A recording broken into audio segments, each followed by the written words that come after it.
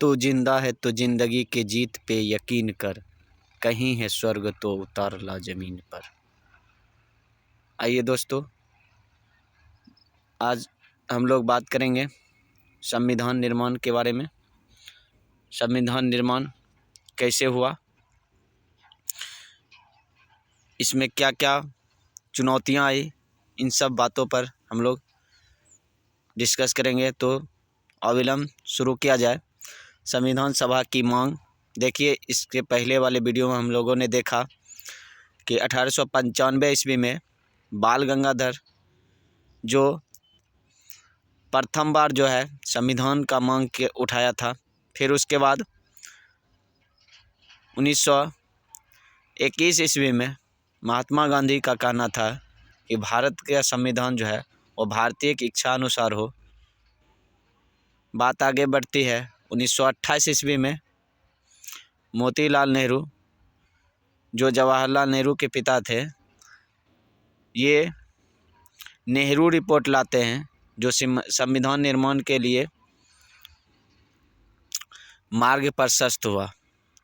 उसके बाद 1934 ईस्वी में ये हमारे हैं मनवेंद्र नाथ राय, MN राय जिसे कहा जाता है शॉर्ट में। 1934 ईस्वी में भारत में संविधान सभा के गठन का विचार पेश किया था। ये वामपंथी नेता थे। फिर 1935 ईस्वी में भारतीय राष्ट्रीय कांग्रेस ने पहली बार भारत के संविधान के निर्माण के लिए आधिकारिक रूप से संविधान सभा के गठन की मांग की। इस प्रकार से संविधान सभा की मांग 1938 ईस्वी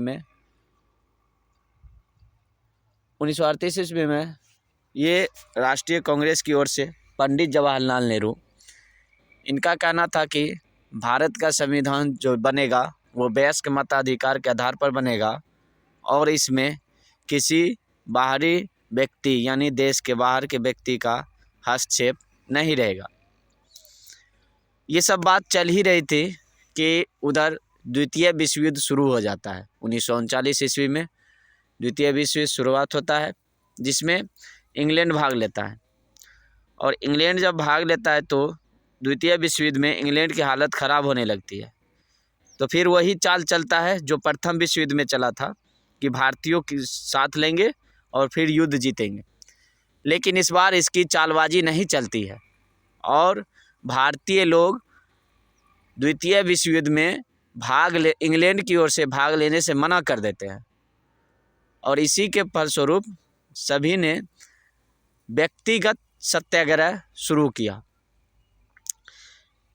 तब अंग्रेज जो है होशियारी करता है और फिर लाता है अगस्त प्रस्ताव। 1940 ईस्वी में अगस्त प्रस्ताव लाया। फिर अगस्त प्रस्ताव जो है उसमें दाल नहीं गली, फिर बात नहीं माना। तो फिर 1942 ईस्वी में ये था ब्रिटिश सरकार के कैबिनेट मंत्री था सर स्टैफोर्ड क्रिप्स तथा ब्रिटिश मंत्रिमंडल के एक सदस्य। तो ये जो लाते हैं ये क्रिप्स प्रस्ताव लाते हैं, क्रिप्स प्रस्ताव। लेकिन इसकी क्या कमी थी कि इसमें जो है संविधान निर्माण के लिए तो बात चलाया गया था कि भारतीयों को जो है एक संविधान दिया जाएगा, संविधान बनाने का मौका दिया जाएगा।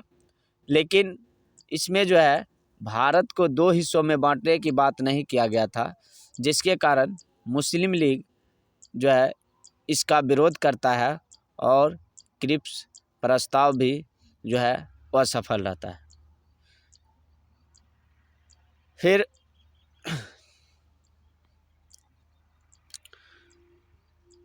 जब ये सब प्रस्ताव जब वह सफल रहा तब अंततः जो है संविधान सभा के गठन के लिए लाया गया कैबिनेट मिशन योजना। ये कैबिनेट मिशन योजना ये इसी से जो है हमारा पूरा अभी जो भारत का संविधान देखते हैं इसका निर्माण होता है। 1946 ईस्वी में कैबिनेट मिशन योजना आता है। इसकी विशेषता क्या थी ये देखा जाए तो इसकी सबसे पहली बात थी कि संविधान सभा की कुल सदस्य संख्या निर्धारित किया गया इसके द्वारा कि जब संविधान का निर्माण होगा तो इसमें कितने सदस्य होना चाहिए। वर्तमान में हम लोग देखते हैं कि संसद का सदस्य निर्धारित है। अभी वर्तमान के अनुसार कुल सदस्य की संख्या 550 या 552 जो भी कहिए, जबकि अब जो आएगा वो 888 होगा लोकसभा में। तो इस प्रकार से उस समय भी तय किया गया था। तो संविधान सभा की कुल सदस्य संख्या ये जो तय किया गया था, प्रत्येक 10 लाख की आबादी पर एक सदस्य का चयन किया गया। तो उस समय 39 करोड़ भारत की जनसंख्या थी, तो कुल जनसंख्या 389 तय की गई। अब इसमें भी फिर बांटा गया कि ब्रिटिश प्रांत के कितने होंगे यानी और देसी रियासत कितने होंगे। तो 296 जो है ये ब्रिटिश प्रांत को दिया गया और 93 सीटें देसी रियासतों को आवंटित की गई। अब 296 सदस्य जो था सीटों में से 292 सदस्य का चयन 11 गवर्नरों परंतु 4 का चयन मुख्य आयुक्तों इस प्रकार से जो है किया गया था। उसके बाद जो होता है कि प्रत्येक ब्रिटिश प्रांत को आवंटित की गई सीटों का निर्धारण 3 प्रमुख समुदाय। अब इसमें कहा जाता है कि कौन कौन समुदाय इसमें भाग लेगा या उसको बांट दिया गया था, जिसमें आपको मुस्लिम थे, सिख थे और सामान्य। मुस्लिम, सिख और सामान्य, ये 3 समुदाय जो है बांटा गया था। संविधान सभा का प्रत्येक समुदाय के प्रतिनिधियों का चुनाव प्रांतीय असेंबली में उस समुदाय के सदस्यों द्वारा किया जाना था और एकल संक्रमणीय मत के माध्यम से समानुपातिक प्रतिनिधित्व के तरीके से मतदान किया जाना था। तो यही कारण बना जो मुस्लिम लीग जो है कम सीट लाता है और कांग्रेस ज़्यादा सीट ले आता है, जिससे क्या होता है मुस्लिम लीग विरोध करने लगता है और फिर जो है वो संविधान सभा में आने से इनकार कर देता है। इस प्रकार से वो एक अलग प्रांत पाकिस्तान की मांग करने लगता है। देशी रियासतों के प्रतिनिधि का चयन जो है रियासत के प्रमुखों द्वारा किया जाना था, यानी देशी रियासत का जो भी यानी सदस्य संविधान सभा में बैठेगा वो जो उसके रियासत का प्रमुख होगा उसके द्वारा भेजा जाएगा। इस प्रकार से था और यही कारण था कि हैदराबाद का जो रियासत था वो संविधान सभा में भाग नहीं लिया था। ऐसे याद रखिएगा, ठीक। चलिए आगे बढ़ा जाए। तो इस प्रकार से हम कह सकते हैं कि एक तरफ हम लोग देख रहे हैं कि संविधान सभा में समुदाय के आधार पर भी चयन किया गया और देशी रियासत के प्रतिनिधि को भेजा गया। हम ये कह सकते हैं कि ये अंततः आंशिक रूप से चुनी हुई थी और आंशिक रूप से नामांकित भी निकाय थी। उसके बाद कुछ का चुनाव जो है ये सीमित मताधिकार के आधार पर भी किया गया था। तो इस प्रकार से संविधान सभा के सदस्यों का चुनाव हुआ। अब संविधान सभा के लिए चुनाव जो है ये होता है जुलाई 1946 ईस्वी में। 296 सीटों पर चुनाव होता है। इस चुनाव में देखिए 296 सीटों पर जो चुनाव होता है संविधान सभा का, इसमें 208 सीट जो है ये कांग्रेस लाता है 296 में। उसके बाद 73 सीट मुस्लिम लीग को आता है, 73 सीट मुस्लिम लीग को।